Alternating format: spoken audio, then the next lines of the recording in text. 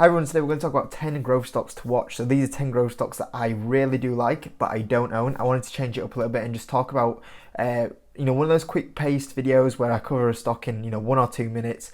But growth stocks that I really like that I don't own, potentially one day, you never know, these could be stocks that do enter my portfolio. But I just wanted to talk about some stocks that I don't normally talk about. I know sometimes people get fed up about me talking about certain stocks quite often. So this is one of those videos, hopefully just, talk about some growth stocks that I don't own, and maybe it's the first time they're being mentioned on the channel, or they haven't been mentioned that much on the channel before anyway. So I hope it is useful. There's going to be nothing like Gang or the DraftKings in here today.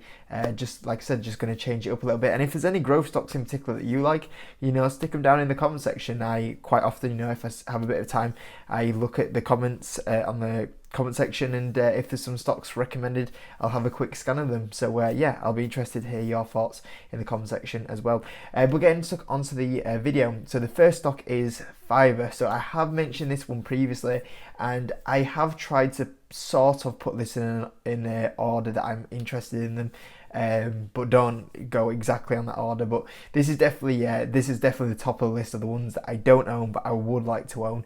Fiverr, yeah. So this is a freelance company. So what has happened recently is a lot of people have tried to get a lot more work online, and in general people want to have more flexible hours working. As well as having more flexible hours working, companies themselves don't want to have basically someone in a salary role for say 5 days a week, and they can have them in the same role 3 days a week, and it saves them money. And as well as that, people that use Fiverr can choose what jobs to take on, what days they work, what jobs they do, and probably get a little bit more pay for them because they're freelance as well. So from a Fiverr point of view, it benefits the company's employers more, and it also benefits the employee more. The freelancer, they have a better control over things, and the employee has a better control over things. So this is a service that works for both ends of the kind of workplace, which is great, which I think is absolutely amazing. And I think what has happened in the last 2 years has only sped up the kind of companies kind of going to that approach, and people freelancers going to that approach as well. So I think this is going to be an area that grows huge over the next few years, and I think Fiverr is the better one in this area. I think Fiverr is better than Upwork, and the growth on Fiverr is absolutely amazing. They actually have really good margins, but they spend a lot of their margins on like sales and marketing and reinvest into the company. So I can easily see this becoming a profitable company in the next few years. It's only a 3.2 billion company as well, so it's still a pretty small company. It used to be valued at the 52k was at 336, and now the 52 low was 68. So yeah, this stock has had a massive fall off. But I guess the kind of thing is that it used to be a $26 stock 2 years ago. So it still is up before like the CV times, compared to a lot of stocks that are like lower than where they were, pre-CV. Obviously it's had a ton of share price, wiped out of it. My only thing why I probably haven't bought Fiverr yet in the portfolio is because as you probably know, there's a lot of stocks out there that I've been buying at the moment, stocks that I own. So I kind of been spending the cash on them rather than starting a new position. But as well as that, the thing is that it's still, the likes of Hims and Hers, for example, even arguably like DraftKings, Gang, for example, a lot of these stocks are like really low valuations. Like on a price to sales point of view, just for example, like I think Hims is like a 2. I think like DraftKings is still like a good kind of 8 or 9, and DraftKings is still growing like 100% revenue growth, and Fiverr is still growing pretty quick, but it's not growing at them sort of rates. So yeah, Fiverr still, the valuation is definitely at this sort of point it was crazy high, and it is starting to come down to definitely a lot better valuation. It's just that I can justify still a few more stocks being a better valuation than it. But for sure, at $88 it has tempted me quite a few times over the last few weeks. Even at $68 it was tempting to kind of maybe start picking up a few shares, and who knows, I still might, if the time is right, I might pick up some shares in this one. It's definitely top of my list anyways. So yeah, that's number one. Next up is MercadoLibra. So these guys are basically the Amazon version of Latin America. So they have a lot of the e-commerce control in Latin America, and that's a big area. You know, when you look at that, you've got the likes of Brazil, for example, Argentina, Chile, for example, and they are pretty much the number one player in a lot of them areas. And the kind of e-commerce is only just starting up in there as well, so it's still growing at quite early, adaptation stages. And the great thing about MercadoLibra as well is that even though it offers online e-commerce for the first time, and also has like the delivery side of it a lot better than what Amazon does over there, is that they've actually started introducing like e-commerce payment for the e-commerce as well. So one reason why e-commerce has been very slow to adapt in Latin America is because generally people in Latin America haven't really adapted to the kind of payments online as much either. So they also have a payment method to help people buy things online as well, which is another income that's coming in for them. So basically you are kind of getting Amazon in Latin America, but also a bit of a PayPal in Latin America as well. The only little difference is they don't really have much of a cloud business yet, but you never know further down the line. But yeah, so this is really interesting because they have got two very good income streams. It is profitable as well, and as well as being profitable, it's still going to grow at pretty good rates, and it is normally back down like quite historically bottom valuations for it. So for example, this company never drops normally below like an 8 price to sales ratio, and it is about that right now. So yeah, this one does interest me quite a bit, and there has been a few times that I have considered buying this one, and in fact if I had a bit of a bigger cash pile to kind of open up a new position, it potentially could be one. So I think deservingly this is probably number 2 on my list. Number 3 is quite a new stock. I only got introduced to this stock, it was a Patreon video. And by the way, if you want to join the Patreon, link is in the description. We do 2 exclusive videos a week on there, and I was doing an exclusive video on the Patreon, and I got introduced for this. I never heard of it, and I had a quick look at it, and I thought, wow, this is pretty good going. The company itself is starting to put in decent amounts of profits. The revenue is still growing at a really good rate. Decent balance sheet. Pretty small company really. It has only recent IPO'd. It IPO'd around March time, and since then it's been about a year. The stock is up 42% since its IPO, but it has had a fallback since November time. Lost half its value.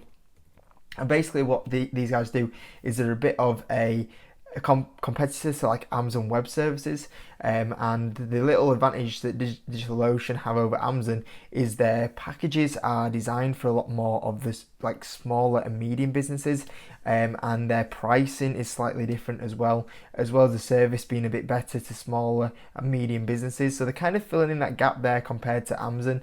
Amazon go for more of the larger companies in their Amazon Web Services.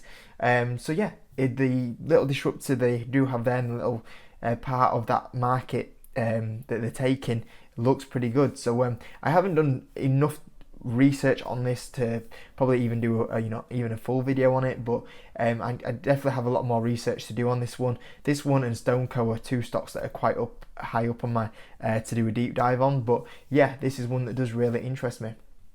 Next up, a company that we just mentioned in the last one, Amazon. So Amazon is definitely starting to get to an interesting point. The stock price basically since the 10th of July has done nothing. So this company is just over a year and a half with the share price just consolidating. And that's when it starts to get interesting, because when you look at all the metrics inside Amazon, what have they done? They've all improved, and it's just having a nice little consolidation phase. And what will eventually happen is very similar to what you see here.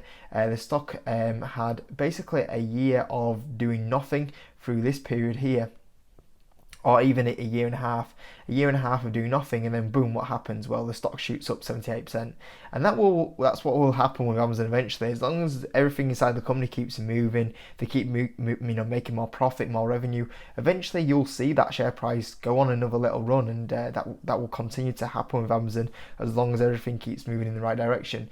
And the company's still growing at huge rates. Obviously, Amazon itself is still growing at a massive amount. Obviously you got the cloud service with it, you got streaming with it, AI with it, and yeah, I mean it does trade at a 58p ratio, which is definitely a little high, but you've got to consider this is like a premium company, and the rates that it will grow at will mean that will drop quite quickly. And I remember the times where when I first invested into the stock market, which would have been, I don't know, around about this period here, around 2016, 2017, I started investing in the stock market. And when I was getting in that time of looking into stocks, Amazon was one that stood out to me, because I was looking at Amazon going, everyone nowadays is ordering from Amazon, so they're still going to do really well going forward.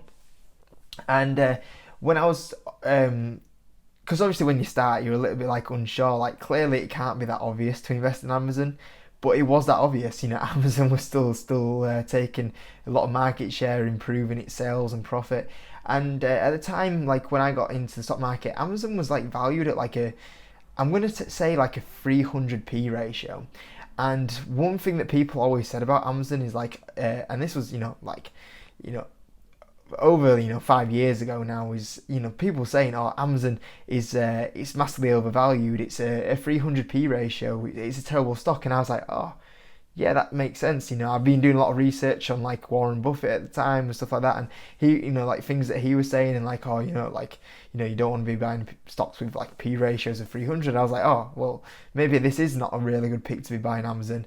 And I very quickly, that's how I very much learned not to listen to other people, and also that not to judge a company by its current P ratio, because what happened from there is the stock ended up going on an absolute crazy run. And even with this recent dip that it's on, even if I bought Amazon, let's say the 17th of February, the stock would have been up 256%, would have been very good returns, and as far as I'm aware, would have outperformed the S&P 500. So that just shows you not to listen to other people, and that P ratios aren't everything, and also to plan for companies for what they're going to do in the future, not what they've done in the past and what they're currently not doing either. But yeah, I think Amazon will still do. Back to the point of Amazon anyway. Amazon, yeah, I still think like Amazon will still do very well in the future.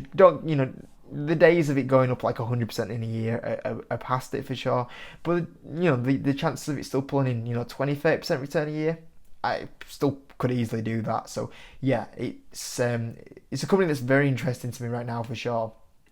And going on to another FANG stock, Google. So Google's interested me as well, because this is doing exactly the same as what Amazon's doing. It's starting to flatline in share price, and as it flatlines in share price, which once again, Google had a period of doing this, through 2017, 2018. Google had a period here, which you can see, it had a 2-year period of only returning 10% and massively underperforming the market. Did not mean it was a bad company though, because what happened, all the profit, all the revenue metrics, everything was doing well in the company. And this is one that I should have bought. This is one that I massively kicked myself on a little bit, because I knew I should have bought this a while ago. The only problem is that I do say that now, but the reason why I wasn't buying Google as much in 2017 and 2018 is because I was buying Microsoft, and Microsoft still performed absolutely amazing. So maybe I could have gone for a mix of both of them. I just chose Microsoft over Google, but still I knew this was a very good opportunity, and still the stock would have done amazing. Looking at that, I think Microsoft might have actually outperformed it, so maybe I did make the right decision at the time, and I went for that kind of FANG, even though Microsoft wasn't classed as a FANG at the time, or one of the big dogs as much, because it's only recently gone on such a crazy run. But yeah, back to the point anyway, once again, is that Google once again had a 2-year period of doing nothing, but has gone absolutely crazy recently. And Google itself, it's still not, it's, when you compare it to like Amazon, it's down at 26p ratio, and with this you obviously get Google, but the big thing as well is that you got YouTube as well. YouTube is going to be a massive platform year after year. It's free, and it's just getting more and more popular. And the amount of people nowadays, especially I would say definitely people under 20. People under 20, you ask them like what do you use the most? I would say most of them, the first thing they'll say is like YouTube. Instead of TV, it's YouTube, or even Netflix, it's YouTube. And then after YouTube, then you might say, oh well, I might watch so and so on TV, or Disney Plus, or Netflix, for example. But generally, YouTube's like up there for people under 20 now. So Google is definitely interesting. PayPal, I haven't bought PayPal mainly because I'm still got Visa and Square, but it's been tempting to put a new third payment company into the portfolio for sure. It's at a 41p ratio, which is quite cheap historically for PayPal. Still going to be growing at 20+% revenue growth as well. Obviously just signed a bit of a deal as well with Amazon. Got Venmo, and all that that's moving positively for the company going forward. So yeah, $174. It has had a bit of a pullback recently, but I still think this is one of those stocks that will probably easily, maybe not go bonkers and bring in, 60+% return a year, but a stock that brings you 20-30% in a year, for sure, I think PayPal can do it. So this is one that is very interesting for me. Next up is Roku. So this is a little bit tempting. It's had a bit of a pullback recently, lost a lot of its value. P ratio of 79, but this company is still growing really fast, and also it's starting to make decent amounts of profit as well, which is pretty good. So yeah, this is one that if I didn't have like the likes of Disney, because it has like Disney Plus, if I wanted some sort of streaming platform, Roku could be very interesting to me right now, and it's one that I'm keeping on a watch list, because at some point, without doubt, if you say pre-CV this was a $108, and what do you know? Let's say this drops to $108 in like the next kind of couple of months. It probably would become a really good buy for sure then. So yeah, I think at the moment it's not come like one of my number one priorities to pick this up, but you never know, in a couple of months time, if this comes the right price, it could be one that I pick up, and everything in the company is definitely moving in the right direction. And next up is Spotify. So Spotify is one of those stocks that I use the service, and I think the service is absolutely amazing. I think it will carry on controlling a lot of the market share here. And same again, this has had a bit of a drop off at the moment. These guys are still putting in good revenue growth. They're starting to make a bit of profit right now. And I'd say Spotify is the same as Roku. It's definitely not one of those stocks that I look at and I compare it to like a DraftKings. Which would I rather own, DraftKings? What would I rather own, Spotify or Gang? I generally don't think it's a lot better than one of the companies that I have. But once you start saying, well, what happens if Spotify goes to say 150 and we're in 3 months' time and it goes down to 150? It comes quite tempting then. So it's one that's quite high up on my watch list, because it is kind of like it's a great company, and I think it will do well in the next few years. But especially if you start in the next few months, then you put it down to a little bit of a lower price than what it is right now, and let's say everything else starts moving up in the right direction, get a bit of cash on the side, and I can start a new position. One that I'm just keeping an eye on right now, so it's on the watch list. Next up is C Limited. These guys do a lot of things, so they're well covered. And this one as well is one that's had a massive drop off in share price recently. Same with these guys is that a fantastic company, and I don't think it will do, because I think a lot of buyers will look at this and go, I can actually get C here on a 50% dip, and I think a lot of people will come in before I personally buy it. But once again, this is a company that has a very good diverse income, and if I can get this at the right price, I will buy it. But for the right price, yeah, I probably just wait on a little bit. But it's one that I've added onto a watch list because of the reason that it is a good company, and it is getting definitely back to attractive values for sure. And last one is Plby. So these guys obviously were more known for their shall we say magazines and everything like that, but recently they've had a lot of shift in the business model, and what they've started to do instead of their old business model is move on to actually licensing their branding a lot more, and what they've done with their selling out their branding for like clothing, for example, or just general like products, or there's a lot of things, but licensing the brand name and logo and everything like that has really benefited them. The company's turning around, they're not too far off profit. The revenue's growing at a really fantastic rate. It came through a SPAC, I believe, originally, and then after the SPAC, as you can see here, the share price went on an unbelievable run. Look at that, up 300%. Like, this is like skills level. And then since it went from that high, it has fallen off a cliff. Very skills like. and yeah, it's down at $16 now. So yeah, this is one that is not too bad of a valuation, and the company's definitely making the right moves. It's one that's quite high up on my watch list. The only reason why I potentially haven't bought it too much is that I just want to kind of monitor it a little bit more and just see like if the growth continues and if they carry on moving in the right direction, and they are still increasing the sales at the rate they are doing. Because if they do, if they carry on doing what they're doing, then this does come very cheap very quickly. So yeah, this is definitely one that I'm watching on the watch list, adding onto the watch list. And like you say here, you know, it said since it kind of reinvented itself as the Plby group, it's quite new in this kind of new line it's doing with a lot more licensing products. So I just want to see it more mature as a company a little bit at the moment anyway, and then I'll see where we're at with that one anyway. But it's one to keep on a watch list for sure anyway. So I hope you enjoyed it anyway, showing these 10 growth stocks and just talking about a minute or two about some companies that I don't really talk about too much on the channel, and giving you some new stocks and giving you a break from the likes of DraftKings, for example. So hope you enjoyed it anyway, guys. If you could hit the like button, that's absolutely amazing. If you're new and you found this video helpful, maybe subscribe, and I'll see you on the next video.